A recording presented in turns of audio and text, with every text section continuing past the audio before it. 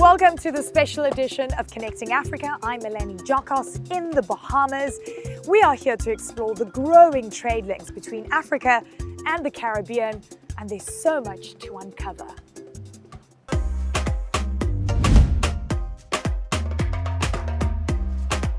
The Bahamas is a vibrant commonwealth made up of hundreds of islands.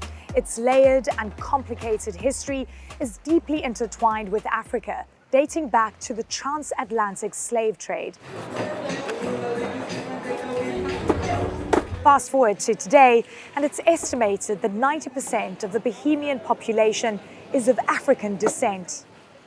Before we explore the opportunities to boost trade, I discover how African heritage has influenced Caribbean culture. The old people say you could take the person out of the country, but you can't take the country out of them. And that is exactly Arlene Nash Ferguson runs a cultural center here in the Bahamas. She showed me how the Junkanoo Festival is one of the oldest and largest events celebrating the Caribbean's African roots.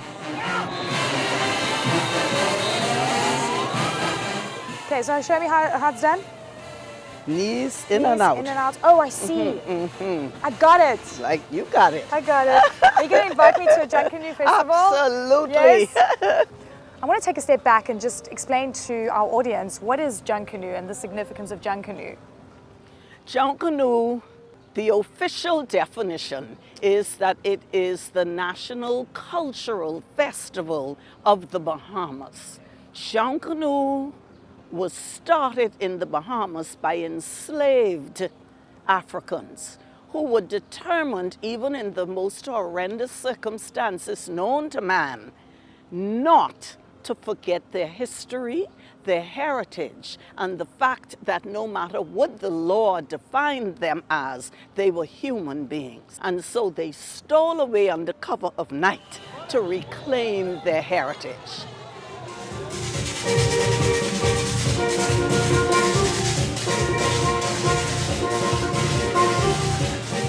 Now the Bahamas is one of the top exporting Caribbean islands to Africa. The South-South relationship has immense economic potential. Right now, the trade link is very minimal, but there is an amazing opportunity. We've done a study at International Trade Center. In 2022, it was 1 billion per year in terms of, possibilities. Now it's 1.8 billion. Business leaders from across the two regions have gathered here at the Afro-Caribbean Trade and Investment Forum to look at projects driving inter-regional trade. One sector that has room for expansion is the beverage industry. In Freeport, two South African brothers are putting their own twist on the Caribbean's best-known drink, rum.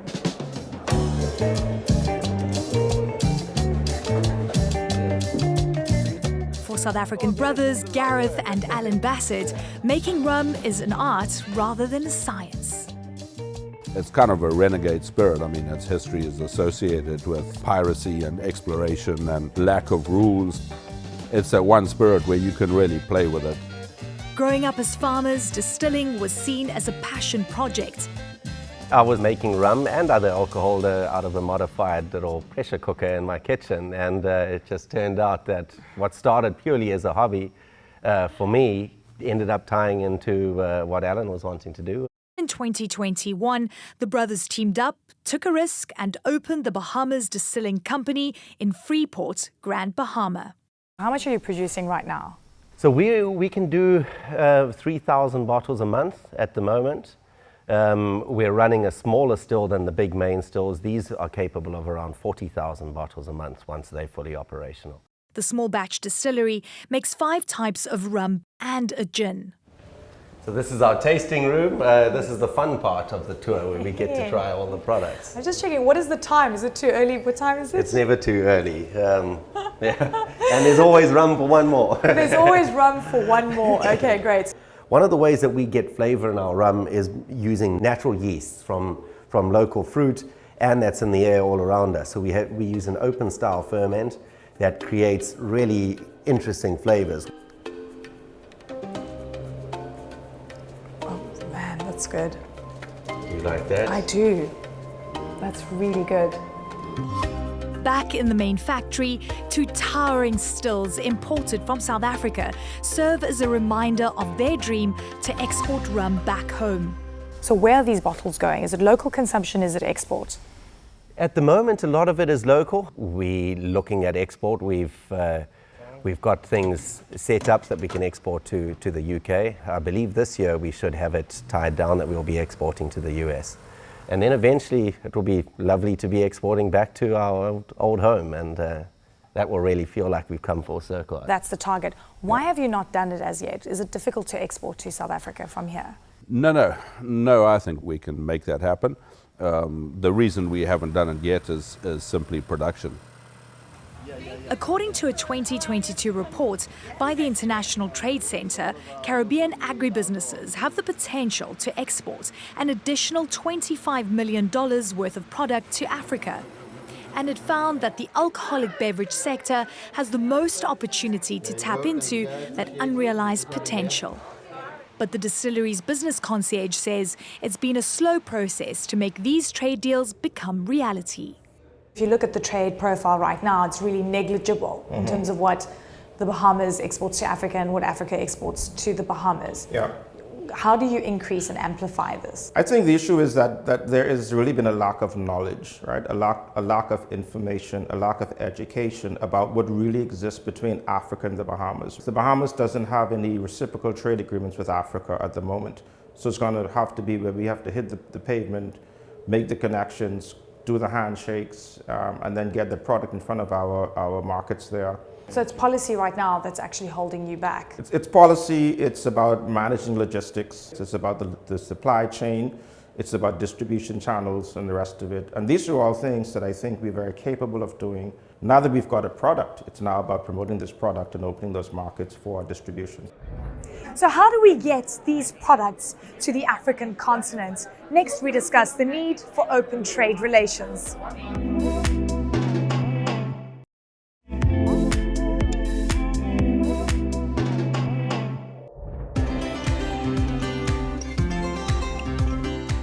Welcome back. Now, one hurdle in increasing trade and boosting economic growth between Africa and the Caribbean is the absence of a free trade agreement between the two regions. One man who knows how to get this done is Albert Muchanga, the African Union Commissioner for Trade and Industry. When you are establishing South-South links, you are creating opportunities for trade and investment. And when you are investing, you are boosting production, and you are generating jobs. People in the South, they need all those. Our young populations need jobs. And for us to create those jobs, we need to go into manufacturing and other activities. And there's also opportunities for trade, because there's consumption going either way. The basis of trade is that there's demand for that product, so that is consumption. So on that basis, this has been a market that has really not been fully utilized. I want to talk about bilateral trade agreements, specifically agreements with the Caribbean, and ensuring that we have agreements that are also beneficial to not only the global South, but to the African continent as a whole. What efforts are being made on that front? We are beginning in a very modest way, because a good example is our being here. We have been working together to create a Pan-African payments and settlement system, which is being used to ensure we use local currency as much as possible in the African continent to promote intra-African trade. We are trying to do a similar arrangement here so that they use local currency to promote intra-Caribbean trade. Now, the key issue is how to broaden the commodity basket so that we have a wide basket of commodities products where there can be trade and increase the volumes. That requires investment. And already, one of Africa's wealth persons, Dangote, is going to open up a cement factory in the Caribbean. All those are indicators of emerging investments. And that is going to facilitate the two-way trade. And then the links become so much stronger, yes, right? And we have what we call the Intra-African Trade Fair. We had the exhibitors from the Caribbean. And when they meet there, they're able to engage in the business-to-business transactions with the exhibitors from other parts of Africa, other parts of the world. So all those are opportunities. Africa for the longest time has been trying to get a permanent seat at the G20. Yes. And now we can say it's G21 and the African Union has a permanent seat. What is that going to do to amplify Africa's voice as a whole? Greatly. Have you seen that happening already? Well, we have modest beginnings. The issue is when you are invited to sit at the table. First, you really have to sit at the table and know the agenda that is before you. So you do not make immediate demands. And also develop partnerships. So it's opening up opportunities for collaboration in global governance in the various spheres of finance, development, trade and investment, as well as agriculture and food security, in addition to reform of the global financial architecture. So Africa will be able to really use our collective voice to contribute to that process of global governance. Up next, how an African company is supporting the health and wellness of a Caribbean community.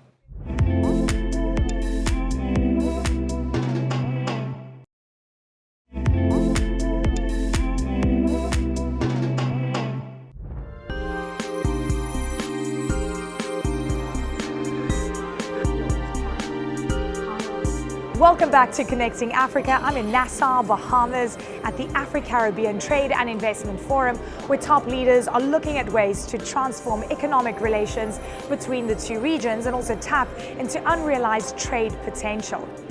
Elizabeth Agbola is connecting the two regions through travel and tourism. She is the founder of NTT Global Destinations, and she chartered the first direct flight between Nigeria and Jamaica in December of 2020. Nigeria just doesn't have great direct connectivity to anywhere in the world, really, So except UK. How did you solve that problem? So I couldn't obviously solve that for every other part of the world, but I got the opportunity to put a partial solution to the one for Jamaica. We scheduled to go for the Reggae Sumfest in July 2020, and COVID happened, and everything stopped. But we got that break. And December that year, 132 passengers, including the foreign minister at the time with his wife and his son, joined us for Christmas in Jamaica. So, I mean, is one of the solutions to embark on chartered flights? For the Caribbean, for Certain places where you can get... Certain places. that accepts Nigerian passports, certain right? places. I mean, you need a visa to a lot of Caribbean countries as well. But it's easier to get. But it's easier to get. It's easier to get because they understand tourism. And for them, why make life so hard? We just want to know who you are. So I would say for the Caribbean, I wouldn't say charter is the permanent solution. And that is part of the reasons why I'm happy I'm in a place like this. It's actually us having the right conversation to see how we can actually have a sustained flight in place. The whole premise of where we are right now Yes. is to link Yes.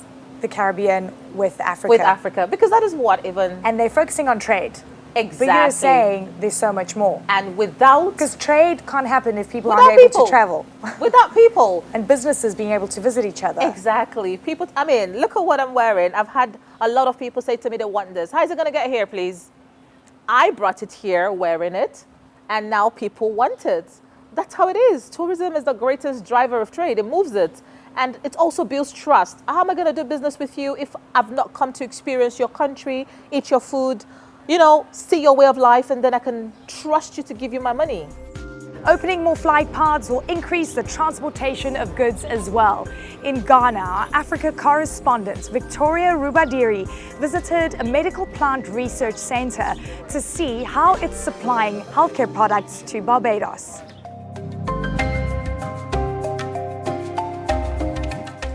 Just north of Accra, this 3-acre medicinal plant garden is the source of what could be a prosperous trade partnership between Ghana and Barbados. Dr. Kofi Donkor is head of research and innovation at the center. He showed me some of the 130 plant species that are grown here, each with a specific healing property.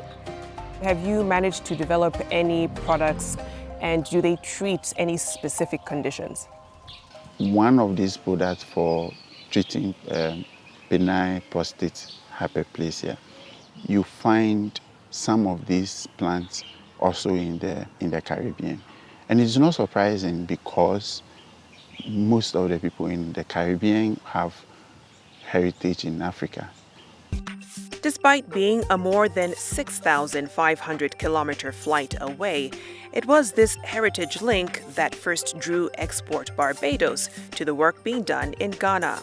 So at Barbados, we have a very strong life science strategy, focusing on building out our pharmaceutical industry.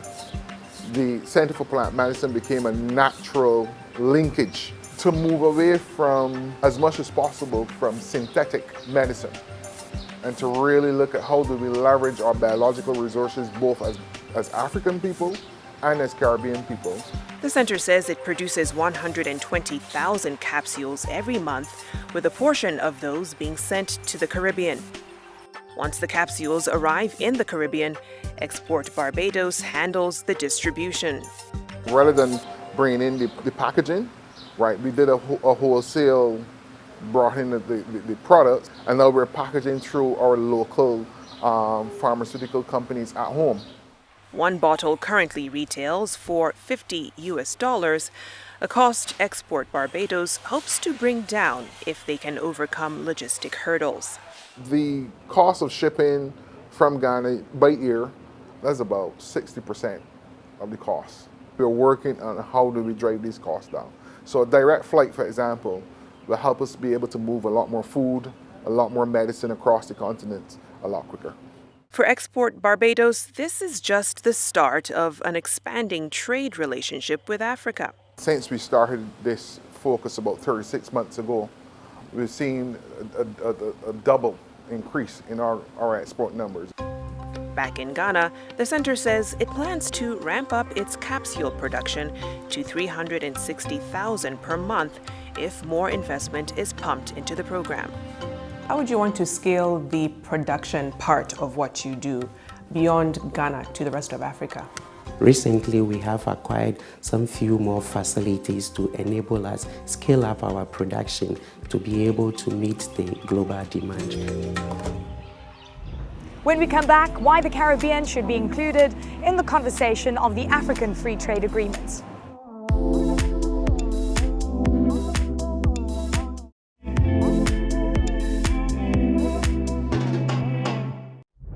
Welcome back to Connecting Africa. The Caribbean and Africa have more than $1 billion to gain in trade potential, and that's according to a report by the International Trade Center, or the ITC.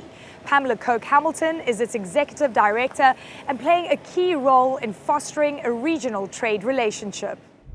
What is Africa buying from the Caribbean, and what is the Caribbean buying from Africa? Okay, very simply, ammonia fertilizer from Trinidad up to Africa, and then from Africa it's mainly petrochemicals, processed fuels, that kind of thing. That's it.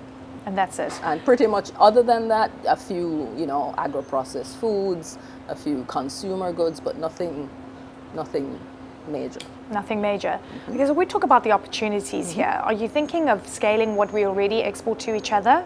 That and adding. And what is that addition? International Trade Center has identified value chains that we think could be highly profitable for the trade between the Caribbean and Africa.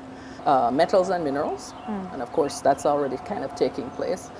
Travel and tourism is huge. In fact, the services sector is the biggest opportunity out there. But then you would have to ensure that visas, right? Yes, right. So Africans will be able to get easily into the Caribbean without any issue? Pretty much it has been happening for the last 3 years. Huh? If you look at the delegations that have been coming in for this Afro-Caribbean Forum, this is the third iteration, and it has been working. So I'm not so much worried about visas as I'm worried about the logistics.